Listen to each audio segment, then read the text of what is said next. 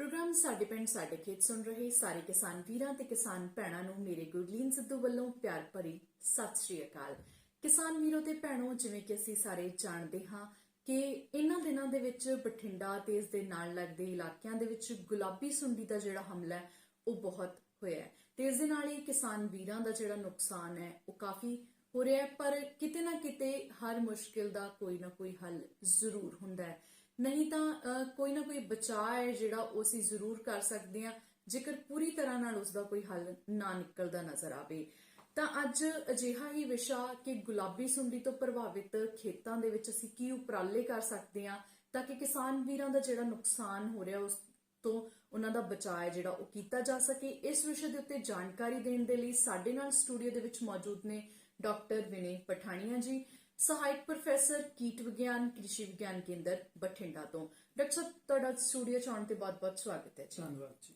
ਜੀ ਡਾਕਟਰ ਸਾਹਿਬ, ਜਿਵੇਂ ਕਿ ਅਸੀਂ ਸ਼ੁਰੂਆਤ ਦੇ ਵਿੱਚ ਗੱਲ ਕੀਤੀ ਕਿ ਪੂਰਾ ਨਾ ਸਹੀ ਪਰ ਕੁਝ ਹੱਦ ਤੱਕ ਜਿਹੜਾ ਬਚਾਅ ਹੈ ਉਹ ਅਸੀਂ ਜ਼ਰੂਰ ਕਰ ਸਕਦੇ ਹਾਂ। ਤਾਂ ਸਭ ਤੋਂ ਪਹਿਲਾਂ ਕਿਸਾਨ ਵੀਰਾਂ ਦੇ ਮਨਾਂ ਦੇ ਵਿੱਚ ਇਹ ਸਵਾਲ ਆਇਆ ਕਿ ਗੁਲਾਬੀ ਸੁੰਡੀ ਹੈ ਜਿਹੜੀ ਉਹ ਆਈ ਕਿੱਥੋਂ ਤੇ ਇੰਨੀ ਜ਼ਿਆਦਾ ਮਾਤਰਾ ਦੇ ਵਿੱਚ ਕਿਵੇਂ ਆ ਗਈ? ਜੀ ਬਹੁਤ ਹੀ ਵਧੀਆ। ਤੁਸੀਂ ਸਭ ਤੋਂ ਪਹਿਲਾਂ ਸਾਨੂੰ ਪਤਾ ਹੋਣਾ ਚਾਹੀਦਾ ਹੈ ਨਾ ਕਿ ਅਸੀਂ ਦੁਸ਼ਮਣ ਤਾਂ ਮਾਰਨਾ, ਦੁਸ਼ਮਣ ਦਾ ਸਾਨੂੰ ਪਤਾ ਹੋਣਾ ਚਾਹੀਦਾ ਵੀ ਆਂਦਾ ਕਿੱਥੇ ਹੈ, ਰਹਿੰਦਾ ਕਿੱਥੇ ਹੈ, ਕੀ ਕਰਦਾ ਹੈ। ਬਿਲਕੁਲ, ਉਹਨੂੰ ਨਾ ਮਾਰਨਾ ਬਹੁਤ ਸੌਖਾ ਹੋ ਜਾਂਦਾ ਹੈ। ਬਿਲਕੁਲ, ਉਹਦੀ ਪੂਰੀ ਅਸੀਂ ਸਟ੍ਰੈਟਜੀ ਬਣਾਉਣੀ ਹੁੰਦੀ ਹੈ ਜੀ। ਇਸ ਲਈ ਸਭ ਤੋਂ ਪਹਿਲਾਂ ਸਵਾਲ ਤੁਸੀਂ ਬਹੁਤ ਵਧੀਆ ਪੁੱਛਿਆ ਵੀ ਆਂਦਾ ਕਿੱਥੋਂ ਹੈ। ਜੀ, ਇਹ ਜੇ ਮੈਂ ਸਾਇੰਸ ਦੀ ਭਾਸ਼ਾ 'ਚ ਗੱਲ ਕਰਾਂ ਤਾਂ ਉਹਦਾ ਜੀਵਨ ਚੱਕਰ, ਉਹਦੇ ਜੀਵਨ ਚੱਕਰ ਤੋਂ ਨਿਕਲ ਕੇ ਆਊਗਾ ਕਿ ਆਂਦਾ ਕਿੱਥੋਂ ਹੈ। ਜੀ ਬਿਲਕੁਲ। ਇਹ ਜੋ ਹੁੰਦੀ ਹੈ ਨਾ ਗੁਲਾਬੀ ਸੁੰਡੀ, ਸਾਨੂੰ ਤਾਂ ਵੈਸੇ ਸੁੰਡੀ ਦਿਸ ਰਹੀ ਹੈ ਪਰ ਇਹ ਸਭ ਤੋਂ ਪਹਿਲਾਂ ਤਾਂ ਇੱਕ ਕੀਟ ਹੈ ਜੀ। ਕੀੜਾ ਜੋ ਹੈ ਇਹ ਆਂਦਾ ਕਿੱਥੋਂ? ਸਭ ਤੋਂ ਪਹਿਲਾਂ ਭਮੱਕੜ ਹੁੰਦੇ ਨੇ ਜੀ, ਬਿਲਕੁਲ ਛੋਟੇ ਛੋਟੇ ਭਮੱਕੜ ਹੁੰਦੇ ਨੇ। ਉਹ ਭਮੱਕੜ ਜਿਹੜੇ ਆ ਉੱਡ ਕੇ ਖੇਤ ਦੇ ਵਿੱਚ ਆਉਂਦੇ ਆ। ਅੱਛਾ, ਇਹ ਖਾਂਦਾ ਕੀ ਹੈ? ਇਕੱਲਾ ਨਰਮਾ ਹੀ ਖਾਂਦਾ ਜੀ। ਇਹ ਸਿਰਫ ਇੱਕੋ ਹੀ ਫਸਲ ਦੇ ਉੱਤੇ ਅਟੈਕ ਕਰਦਾ, ਇੱਕੋ ਸਪੀਸ਼ੀਜ਼, ਇੱਕੋ ਪ੍ਰਜਾਤੀ, ਉਹ ਹੈ ਨਰਮਾ। ਨਰਮੇ ਨੂੰ ਹੀ ਖਾਂਦਾ ਹੈ, ਮੋਨੋਫੇਗਸ ਪੈਸਟ ਹੁੰਦਾ ਹੈ ਜੀ। ਇਹ ਕੀ ਕਰਦਾ ਹੈ ਕਿ ਭਮੱਕੜ ਆ ਕੇ ਫੁੱਲਾਂ ਦੇ ਉੱਤੇ ਆਂਡੇ ਦੇਣੇ ਸ਼ੁਰੂ ਕਰ ਦਿੰਦਾ। ਜਦੋਂ ਨਰਮੇ ਦੇ ਫੁੱਲ ਖਿੜਨੇ ਸ਼ੁਰੂ ਹੁੰਦੇ ਆ ਉਹਨੂੰ ਸਿਗਨਲ ਮਿਲਣੇ ਸ਼ੁਰੂ ਹੋ ਜਾਂਦੇ, ਖੁਸ਼ਬੂ ਆ ਜਾਂਦੀ ਹੈ ਉਹਨੂੰ ਫੁੱਲਾਂ ਦੀ। ਉਹ ਫੁੱਲਾਂ ਦੇ ਵਿੱਚ ਆ ਕੇ ਪਰਾਗਕਣਾਂ ਦੇ ਵਿੱਚ ਆਂਡੇ ਦੇਣੇ ਸ਼ੁਰੂ ਕਰ ਦਿੰਦਾ ਜੀ। ਉਹਦੇ ਵਿੱਚੋਂ ਫਿਰ ਆਂਡੇ ਚੋਂ ਛੋਟੀ ਜਿਹੀ ਸੁੰਡੀ ਜਿਹੜੀ ਉਹ ਨਿਕਲ ਕੇ ਬਾਹਰ ਆਉਂਦੀ ਹੈ ਜੀ। ਹੁਣ ਸ਼ੁਰੂਆਤੀ ਟਾਈਮ ਦੇ ਵਿੱਚ ਕੀ ਕਰਦੀ ਹੈ ਗੁਲਾਬੀ ਸੁੰਡੀ? ਇਹ ਪਰਾਗਕਣਾਂ ਦੇ ਉੱਤੇ ਪਲਦੀ ਹੈ। ਜਿੱਦਾਂ ਅਸੀਂ ਸਾਡੇ ਬੱਚੇ ਹੁੰਦੇ ਨੇ, ਅਸੀਂ ਕੀ ਕਰਦੇ ਹਾਂ ਸ਼ੁਰੂ ਚ ਸੈਰੇਲੈਕ ਜਾਂ ਸੌਫਟ ਉਹਨੂੰ ਭੋਜਨ ਦਿੰਦੇ ਹਾਂ। ਇਹ ਵੀ ਸੌਫਟ ਪੋਲਨ ਪਰਾਗਕਣ ਖਾ ਖਾ ਕੇ ਜਿਹੜੀ ਹੈ ਨਾ ਹੌਲੀ ਹੌਲੀ ਵਧਣਾ ਸ਼ੁਰੂ ਹੋ ਜਾਂਦੀ ਹੈ ਜੀ। ਫਿਰ ਇਹ ਫੁੱਲ ਚ ਵੱਧ ਕੇ ਫਿਰ ਇਹ ਹੌਲੀ ਹੌਲੀ ਜਦੋਂ ਫਰੂਟ ਸੈੱਟ ਹੁੰਦਾ ਹੈ, ਪਹਿਲਾਂ ਤਾਂ ਨਰਮੇ ਦਾ ਫੁੱਲ ਹੁੰਦਾ ਚਿੱਟਾ ਕ੍ਰੀਮਿਸ਼ ਕਲਰ ਦਾ, ਫਿਰ ਉਹ ਗੁਲਾਬੀ ਹੋ ਕੇ ਝੜ ਜਾਂਦਾ ਹੈ। ਉਹ ਫਰੂਟ ਸੈੱਟ ਹੋ ਜਾਂਦਾ, ਉਹ ਟਿੰਡੇ ਦੇ ਵਿੱਚ ਵੜ ਜਾਂਦੀ ਹੈ ਜੀ। ਗੁਲਾਬੀ ਸੁੰਡੀ ਫਿਰ ਬਾਹਰੋਂ ਤਾਂ ਦੇਖਣ ਨੂੰ ਤਾਂ ਟਿੰਡਾ ਬਹੁਤ ਵਧੀਆ ਲੱਗਦਾ ਹੈ, ਚਮਕਦਾਰ ਹਰਾ ਜੀ, ਪਰ ਉਹਦੇ ਵਿੱਚ ਜੇ ਅਸੀਂ ਦੇਖੀਏ ਤਾਂ ਸੁੰਡੀ ਬਹਿ ਕੇ ਜਿਹੜੀ ਉਹ ਪਲ ਰਹੀ ਹੁੰਦੀ ਹੈ ਜੀ। ਤੇ ਉਹ ਜੋ ਆਪਣੇ ਬੀਜ ਹੁੰਦੇ ਨੇ ਉਹਦੇ ਫਰੂਟ ਦੇ, ਉਹਦੇ ਬੀਜਾਂ ਨੂੰ ਖਾਣਾ ਜਿਹੜਾ ਸ਼ੁਰੂ ਕਰ ਦਿੰਦੀ ਹੈ ਹੌਲੀ ਹੌਲੀ। ਜਿਹੜੇ ਨੇ ਫਿਰ ਉਹ ਬੀਜਾਂ ਨੂੰ ਖਾ ਖੂ ਕੇ ਆਪਣਾ ਜਦੋਂ ਪੂਰੀ ਰੱਜ ਜਾਂਦੀ ਹੈ, ਫੁੱਲ ਫੈਡ ਹੋ ਕੇ, ਫਿਰ ਉਹ ਮੋਰੀ ਕੱਢਦੀ, ਮੋਰੀ ਕਰਕੇ ਟਿੰਡੇ ਚੋਂ ਬਾਹਰ ਆ ਕੇ ਜ਼ਮੀਨ 'ਚ ਜਾਂ ਕਿਤੇ ਕੋਈ ਕ੍ਰੌਪ ਰੈਜ਼ੀਡਿਊ ਪੈ ਰਿਹਾ ਉੱਥੇ ਪਿਊਪੇਟ ਕਰ ਜਾਂਦੀ ਹੈ। ਪਿਊਪੇਟ ਮਤਲਬ ਕੋਆ ਬਣ ਜਾਂਦੀ ਹੈ। ਉਸ ਟਾਈਮ ਉਹ ਕੁਝ ਖਾਂਦੀ ਨਹੀਂ ਜੀ। ਫਿਰ ਉਹ ਕੋਏ ਦੇ ਵਿੱਚੋਂ ਮੁੜ ਕੇ ਭਮੱਕੜ ਨਿਕਲ ਕੇ ਬਾਹਰ ਆਉਂਦਾ ਹੈ। ਫਿਰ ਉਹ ਭਮੱਕੜ ਮੁੜ ਕੇ ਮਿਲਨ ਕਰਨ ਤੋਂ ਬਾਅਦ ਮੁੜ ਕੇ 200-300 ਆਂਡੇ ਜਿਹੜੇ ਨੇ ਉਹ ਇੱਕ ਭਮੱਕੜ ਦੇ ਸਕਦਾ। ਫਿਰ ਉਹ ਮੁੜ ਕੇ ਫਸਲ ਦੇ ਉੱਤੇ ਆਂਡੇ ਦੇਣਾ ਸ਼ੁਰੂ ਕਰਦਾ। ਇਸ ਤਰ੍ਹਾਂ ਕਈ ਜਨਰੇਸ਼ਨਾਂ, ਜੇ ਉਹਨੂੰ ਢੁਕਵਾਂ ਵਾਤਾਵਰਣ ਮਿਲਦਾ ਰਵੇ ਨਾ, ਜੇ ਮਤਲਬ ਹਿਊਮਿਡਿਟੀ ਵੀ ਹੈਗੀ ਹੈ, ਨਮੀ ਹੈਗੀ ਹੈ ਵਾਤਾਵਰਣ 'ਚ, ਨਾਲੇ ਗਰਮੀ ਵੀ ਹੈਗੀ ਹੈ, ਐਸਾ ਸਿੱਲਾ ਵਾਤਾਵਰਣ ਤੇ ਸਿੱਲਾ ਤੇ ਗਰਮ, ਇਹਦੇ ਵਿੱਚ ਨਾ ਬਹੁਤ ਜ਼ਿਆਦਾ ਜਨਰੇਸ਼ਨਾਂ ਜਿਹੜੀਆਂ ਵਧਾ ਲੈਂਦਾ ਜੀ। ਹੁਣ ਹੁੰਦਾ ਕੀ ਹੈ, ਹੌਲੀ ਹੌਲੀ ਆਪਣਾ ਹੁਣ ਅਕਤੂਬਰ ਦਾ ਮਹੀਨਾ ਆ ਗਿਆ, ਕ੍ਰੌਪ ਹਾਰਵੈਸਟ ਹੋ ਜਾਣੀ ਹੈ ਜੀ। ਫਿਰ ਸ਼ਾਰਟ ਡੇਜ਼ ਆ ਜਾਣੇ ਜੀ, ਸ਼ਾਰਟ ਡੇਜ਼, ਦਿਨ ਛੋਟੇ ਹੋ ਜਾਣੇ ਆ, ਠੰਡ ਹੋ ਜਾਣੀ ਹੈ। ਉਹ ਕੀ ਕਰਦੀ ਹੈ, ਉਹ ਜਾਂਦੀ ਕਿਤੇ ਨਹੀਂ ਜੀ। ਉਹਨੇ ਕੀ ਕਰਨਾ, ਦੋ ਬੀਜਾਂ ਨੂੰ ਜੋੜ ਲੈਂਦੀ ਹੈ ਜੀ। ਉਹ ਦੋ ਬੀਜਾਂ ਨੂੰ ਜੋੜ ਕੇ ਉਹਦੇ ਵਿੱਚ ਬਹਿ ਕੇ ਸੋ ਜਾਂਦੀ ਹੈ ਸੁੰਡੀ ਜੀ। ਜੋ ਲਾਸਟ ਜਨਰੇਸ਼ਨ ਦੀਆਂ ਸੁੰਡੀਆਂ ਨੇ ਜੀ, ਉਹ ਕੋਆ ਨਹੀਂ ਬਣਦੀਆਂ, ਉਹ ਬੀਜਾਂ ਦੇ ਵਿੱਚ ਹੀ ਸੋ ਜਾਂਦੀਆਂ ਨੇ। ਫਿਰ ਉਹ ਅਸੀਂ ਕੀ ਕਰਦੇ ਆ, ਉਹਨਾਂ ਛਿੱਟੀਆਂ ਨੂੰ ਅਸੀਂ ਜਾਂ ਤਾਂ ਖੇਤਾਂ 'ਚ ਹੀ ਰੱਖ ਲੈਂਦੇ ਆ ਬਾਲਣ ਲਈ ਜਾਂ ਹੋਰ ਕਿਸੇ ਕੰਮ ਲਈ ਅਸੀਂ ਉਹਨਾਂ ਨੂੰ ਰੱਖ ਲੈਂਦੇ ਆ। ਉਹਨਾਂ ਤੇ ਜੋ ਟਿੰਡੇ ਸਿੱਕੜੀਆਂ ਵਗੈਰਾ ਨੇ ਉਹਨਾਂ ਦੇ ਵਿੱਚੋਂ ਸੁੰਡੀ ਸੁੱਤੀ ਰਹਿੰਦੀ ਹੈ। ਫਿਰ ਮਈ ਦਾ ਜੂਨ ਦਾ ਮਹੀਨਾ ਆਣਾ, ਫਿਰ ਮੁੜ ਕੇ ਬਾਰਿਸ਼ਾਂ ਹੋਣੀਆਂ ਨੇ, ਨਮੀ ਹੋ ਜਾਣੀ, ਗਰਮੀ ਹੋ ਜਾਣੀ, ਉਹਨੂੰ এনवायरमेंट ਸਿਗਨਲ ਮਿਲਣਾ, ਦਿਨ ਵੱਡੇ ਹੋ ਜਾਣੇ ਆ। ਉਹ ਬਹੁਤ ਤੇਜ਼ ਹੁੰਦੀਆਂ। ਮਤਲਬ ਸਾਨੂੰ ਲੱਗਦਾ ਵੀ ਕੀੜਾ ਤਾਂ ਬਹੁਤ ਛੋਟਾ ਹੈ ਪਰ ਦਿਮਾਗ ਬਹੁਤ ਵੱਡਾ ਹੁੰਦਾ ਉਹਦਾ, ਉਹਨੂੰ ਸਭ ਪਤਾ ਲੱਗ ਰਿਹਾ ਹੁੰਦਾ। ਬਾਹਰ ਉਹਨੂੰ ਸਿਗਨਲ ਮਿਲਣੇ ਸ਼ੁਰੂ ਹੋ ਜਾਂਦੇ, ਉਹ ਫੇਰ ਕੋਆ ਬਣ ਜਾਂਦੀ ਹੈ ਜੀ। ਸੁੰਡੀ ਫੇਰ ਕੋਆ ਬਣ ਕੇ ਫਿਰ ਮੁੜ ਕੇ ਭਮੱਕੜ ਨਿਕਲਦੇ ਨੇ, ਮੱਕੜ ਨਿਕਲ ਕੇ ਫੇਰ ਅੰਡੇ ਦੇਣੇ ਸ਼ੁਰੂ ਕਰ ਦਿੰਦੇ ਨੇ। ਤੇ ਇਹ ਇਸ ਤਰ੍ਹਾਂ ਜਿਹੜਾ ਨਾ ਸਾਨੂੰ ਲੱਗਦਾ ਹੈ ਕਿ ਹੁਣ ਨਰਮੇ ਦੀ ਫਸਲ ਗਈ ਤਾਂ ਸੁੰਡੀ ਗਈ, ਪਰ ਐਸਾ ਨਹੀਂ ਹੈ। ਉਹ ਸਾਰਾ ਸਾਲ ਖੇਤ ਦੇ ਵਿੱਚ ਮੌਜੂਦ ਰਹਿੰਦੀ ਹੈ, ਛਿੱਟੀਆਂ ਦੇ ਵਿੱਚ ਸਾਰਾ ਸਾਲ ਜਿਹੜੀ ਉੱਥੇ ਪਈ ਰਹਿੰਦੀ ਹੈ। ਜੇ ਇਸ ਸਾਲ ਉਹ 10 ਨੇ, ਅਗਲੇ ਸਾਲ ਉਹ 100 ਬਣ ਜਾਣਗੀਆਂ ਜੀ। ਠੀਕ ਹੈ ਨਾ, ਤੁਹਾਨੂੰ ਮੈਂ ਪੋਟੈਂਸ਼ੀਅਲ ਦੱਸਦਾ ਵੀ ਇੱਕ ਮਾਦਾ ਜਿਹੜੀ ਹੈ ਕਿੰਨੇ ਜ਼ਿਆਦਾ ਅੰਡੇ ਦਿੰਦੀ ਹੈ। ਤੁਸੀਂ ਆਪਣੇ ਆਪ ਦੇਖੋ ਕਿ ਮਲਟੀਪਲੀਕੇਸ਼ਨ ਰੇਟ ਕਿੰਨਾ ਜ਼ਿਆਦਾ ਹੈ ਜੀ।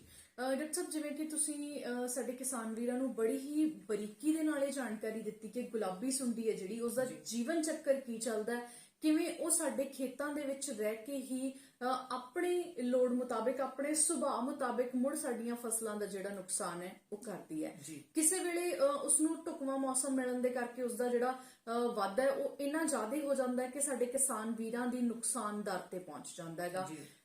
ਤਾਂ ਕਿਤੇ ਨਾ ਕਿਤੇ ਇਹ ਵੀ ਬਣਦਾ ਹੈ ਕਿ ਜਿਹੜੀਆਂ ਛਿੱਟੀਆਂ ਨੇ, ਜਿਵੇਂ ਕਿ ਤੁਸੀਂ ਕਿਹਾ, ਜਾਂ ਰਹਿੰਦ ਖੂੰਹਦ ਹੈ, ਜੇ ਖੇਤਾਂ ਦੇ ਵਿੱਚ ਉਹ ਨਾ ਹੋਵੇ ਤਾਂ ਕੁਝ ਇਸ ਦਾ ਹੱਲ ਹੈ ਜਿਹੜਾ ਉਹ ਕੱਢਿਆ ਜਾ ਸਕਦਾ ਹੈ। ਪਰ ਉਸ ਤੋਂ ਪਹਿਲਾਂ ਜਿਵੇਂ ਕਿ ਤੁਸੀਂ ਗੱਲ ਕੀਤੀ ਕਿ ਇਹਦਾ ਇੱਕ ਜੀਵਨ ਚੱਕਰ ਚੱਲਦਾ ਹੈਗਾ, ਇਹ ਕਿਵੇਂ ਜਨਮ ਲੈਂਦੀ ਹੈ, ਕਿਵੇਂ ਅੱਗੇ ਆਪਣਾ ਵਾਧਾ ਕਰਦੀ ਹੈਗੀ, ਪਰ ਉਸ ਤੋਂ ਬਿਨਾ ਕਿਸਾਨ ਵੀਰਾਂ ਨੂੰ ਕਿਵੇਂ ਪਤਾ ਲੱਗੂਗਾ ਕਿ ਹੁਣ ਜਿਹੜੀ ਇਹ ਮੱਖੀ ਹੈ ਜਾਂ ਜਿਹੜਾ ਇਹ ਕੀਟ ਹੈ, ਇਹ ਇਹਨਾਂ ਦੀ ਫਸਲ ਦੇ ਉੱਤੇ ਹਮਲਾ ਜਿਹੜਾ ਉਹ ਕਰਨਾ ਇਹਨੇ ਸ਼ੁਰੂ ਕਰ ਦਿੱਤਾ ਜੀ। ਸਾਨੂੰ ਪਤਾ ਤਾਂ ਹੋਵੇ ਕਿ ਖੇਤ 'ਚ ਕੀੜਾ ਮੌਜੂਦ ਹੈ, ਸਾਨੂੰ ਉਹਦੇ ਲੱਛਣ ਤਾਂ ਪਤਾ ਹੋਣ। ਇਹ ਮੈਂ ਤੁਹਾਨੂੰ ਦੱਸਦਾ ਵੀ ਵੈਸੇ ਤਾਂ ਨਰਮੇ ਦੇ ਵਿੱਚ ਕਈ ਤਰ੍ਹਾਂ ਦੇ ਕੀੜੇ ਮਕੌੜੇ ਨੇ ਜਿਹੜੇ ਰਿਕਾਰਡਡ ਨੇ, ਪਰ ਜੋ ਵਿਗਿਆਨ ਕਹਿੰਦੀ ਹੈ ਵੀ ਨਰਮੇ 'ਚ ਸ਼ੁਰੂਆਤ ਦੇ ਦੌਰ 'ਚ ਸਿਰਫ 2 ਹੀ ਕੀੜੇ ਸੀ। ਨਰਮੇ ਦੇ ਆਪਣੇ ਕੀੜੇ ਸਿਰਫ 2 ਹੀ ਨੇ। ਇਹ ਹੁਣ ਨਹੀਂ ਆਇਆ, ਗੁਲਾਬੀ ਸੁੰਡੀ ਹੁਣ ਨਹੀਂ ਆਈ। ਇਹ ਬਹੁਤ ਜਦੋਂ ਦਾ ਨਰਮਾ ਹੈ ਧਰਤੀ ਤੇ ਉਦੋਂ ਦੇ ਇਹਦੇ ਨਾਲ ਹੀ ਐਸੋਸੀਏਟਿਡ ਨੇ। 2 ਕੀੜੇ ਤਾਂ ਨਰਮੇ ਦੇ ਨਾਲ ਹੀ ਨੇ, ਇੱਕ ਹਰਾ ਤੇਲਾ ਤੇ ਇੱਕ ਗੁਲਾਬੀ ਸੁੰਡੀ। ਇਹ ਸਿਰਫ ਨਰਮੇ ਦੇ ਹੀ ਕੀੜੇ ਨੇ। ਗੁਲਾਬੀ ਸੁੰਡੀ ਤਾਂ ਖਾਂਦੀ ਸਿਰਫ ਨਰਮਾ ਤੇ ਬਾਕੀ ਚਿੱਟੀ ਮੱਖੀ ਤੇ ਥ੍ਰਿਪ ਵਗੈਰਾ ਤਾਂ ਹੁਣ ਜਿਹੜੇ ਨੇ ਹੌਲੀ ਹੌਲੀ ਇੰਟਰੋਡਿਊਸ ਹੋਏ ਨੇ ਦੂਜੀਆਂ ਫਸਲਾਂ ਤੋਂ, ਦੂਜੀਆਂ ਦੇਸ਼ਾਂ ਤੋਂ। ਪਰ ਇਹ ਜਿਹੜੇ ਨੇ ਨਰਮੇ ਦੇ ਆਪਣੇ ਕੀੜੇ ਨੇ। ਹੋਇਆ ਕਿ ਬਾਅਦ ਚੋਂ ਬੀਟੀ ਜਿਹੜੀ ਆ ਉਹ ਆ ਗਈ। ਬੀਟੀ ਦਾ ਕੰਮ ਕੀ ਆ? ਉਹ ਸੁੰਡੀਆਂ ਨੂੰ ਮਾਰ ਦਿੰਦੀ ਹੈ, ਸੁੰਡੀ ਗਰੁੱਪ ਦੇ ਕੀੜਿਆਂ ਨੂੰ ਮਾਰਨ।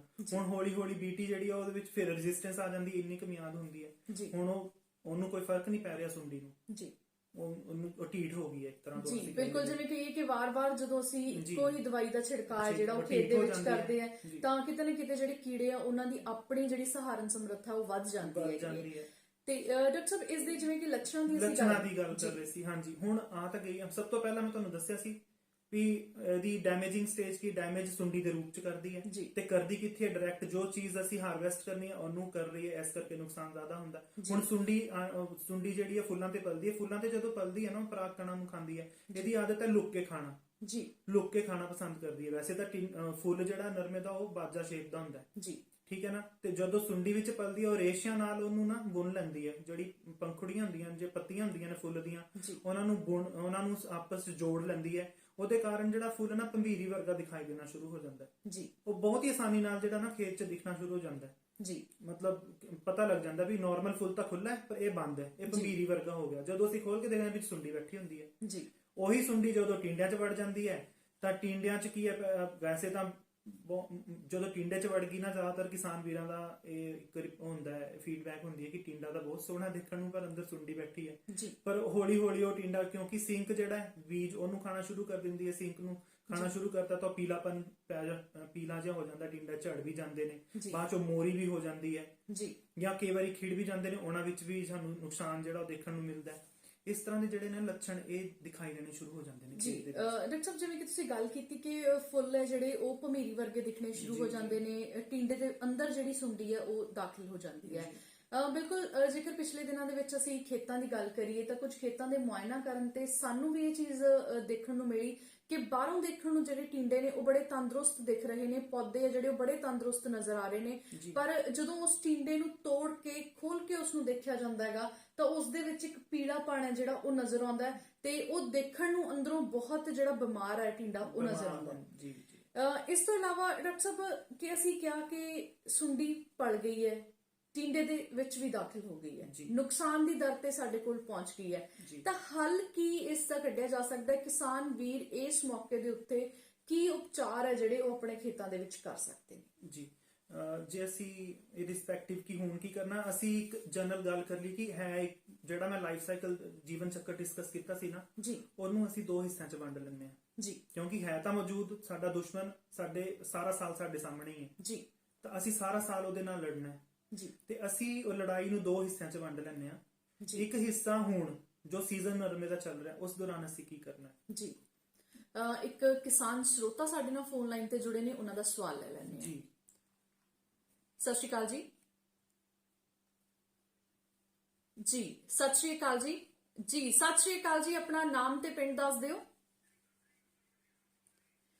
ਜੀ ਸਵਾਲ ਕੀ ਹੈ ਜੀ ਤੁਹਾਡਾ?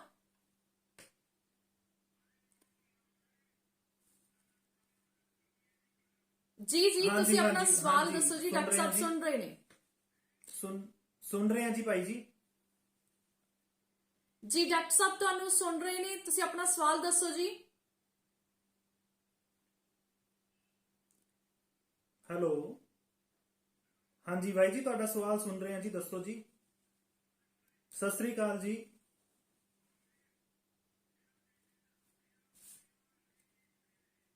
ਮਰੀ ਪਈ ਹੁੰਦੀ ਹੈ? ਹਾਂਜੀ ਹਾਂਜੀ।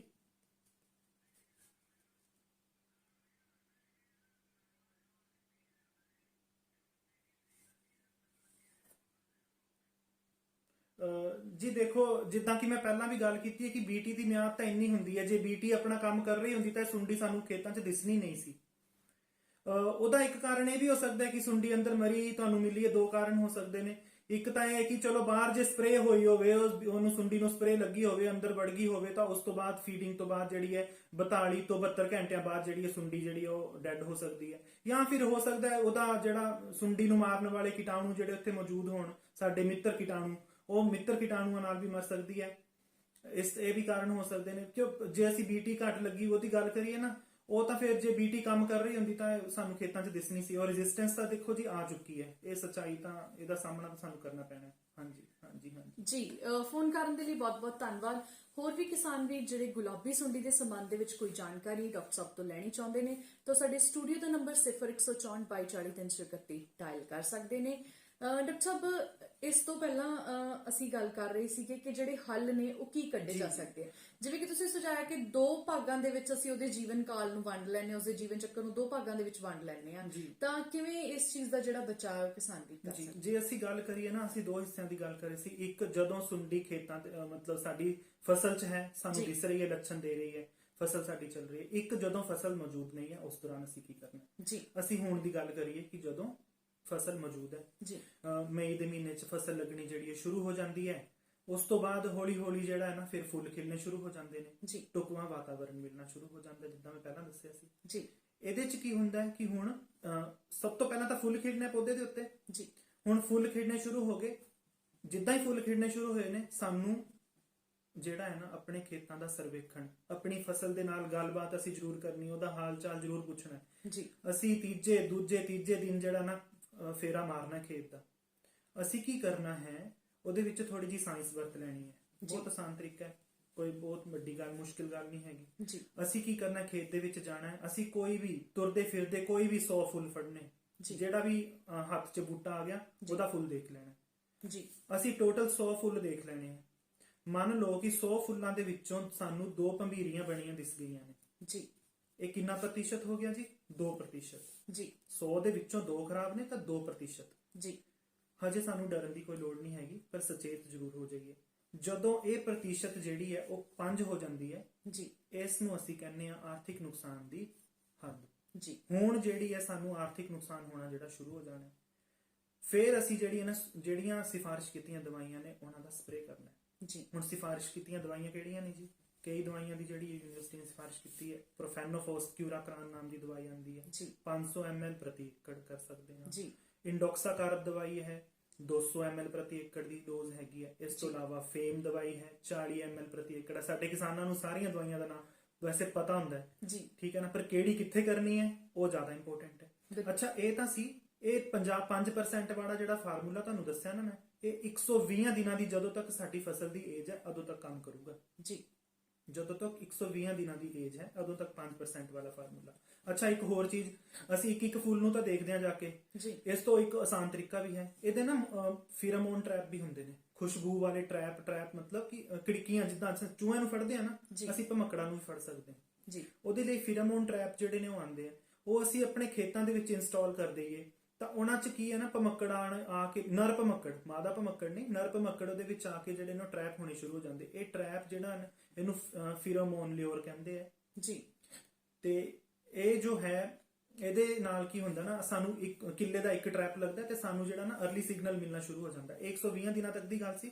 120 ਦਿਨਾਂ ਦੇ ਬਾਅਦ ਅਸੀਂ ਕੀ ਕਰਨਾ ਹੈ ਜੀ? 120 ਦਿਨਾਂ ਦੇ ਬਾਅਦ ਜੇ ਸਾਨੂੰ ਇੱਕ ਵੀ ਸੁੰਡੀ ਦਿਖਾਈ ਦਿੰਦੀ ਹੈ, ਉਹਦੇ ਵਿੱਚ ਆਰਥਿਕ ਨੁਕਸਾਨ ਦੀ ਹੱਦ 1%, ਜ਼ੀਰੋ ਟੋਲਰੈਂਸ ਹੈਗੀ ਆ। ਇੱਕ ਵੀ ਸੁੰਡੀ ਦਿਸਦੇ ਹੀ ਅਸੀਂ ਸਪਰੇਅ ਕਰਨੀ ਹੈ ਜੀ। 120 ਦਿਨਾਂ ਦੇ ਬਾਅਦ ਕੋਈ ਟੋਲਰੈਂਸ ਨਹੀਂ ਹੈਗੀ ਜੀ। ਫਿਰ ਅਸੀਂ ਦਵਾਈਆਂ ਦੀ ਚੋਣ ਬਦਲ ਲੈਣੀ ਹੈ। ਅਸੀਂ ਡੈਲਟਾਮੈਥ੍ਰਿਨ, ਡੈਸਿਸ ਨਾਮ ਦੀ ਦਵਾਈ ਆਉਂਦੀ ਹੈ, ਉਹਦਾ ਅਸੀਂ ਇਸਤੇਮਾਲ ਕਰ ਸਕਦੇ ਹਾਂ 160 ml ਪ੍ਰਤੀ ਏਕੜ। ਸਾਈਪਰਮੈਥ੍ਰਿਨ ਦੀ ਵੀ ਅਸੀਂ ਕਰ ਸਕਦੇ 200 ml ਪ੍ਰਤੀ ਏਕੜ ਜੀ। ਇਹ ਤਾਂ ਹੋ ਗਈ ਗੱਲ ਜਦੋਂ ਸਾਡੇ ਸੀਜ਼ਨ ਚੱਲ ਰਿਹਾ। ਜਦੋਂ ਸਾਡਾ ਸੀਜ਼ਨ ਹੈ ਨਹੀਂ, ਜਦੋਂ ਉਹ ਛਿੱਟੀਆਂ ਨੇ ਸਾਡੀਆਂ, ਹੁਣ ਛਿੱਟੀਆਂ ਦੀ ਸਾਂਭ ਸੰਭਾਲ ਅਸੀਂ ਕਿੱਦਾਂ ਕਰਨੀ ਹੈ? ਸਭ ਤੋਂ ਪਹਿਲਾਂ ਅਸੀਂ ਸ਼੍ਰੈਡਰ ਨਾਲ ਵਾਹ ਦੇਣਾ ਛਿੱਟੀਆਂ ਨੂੰ।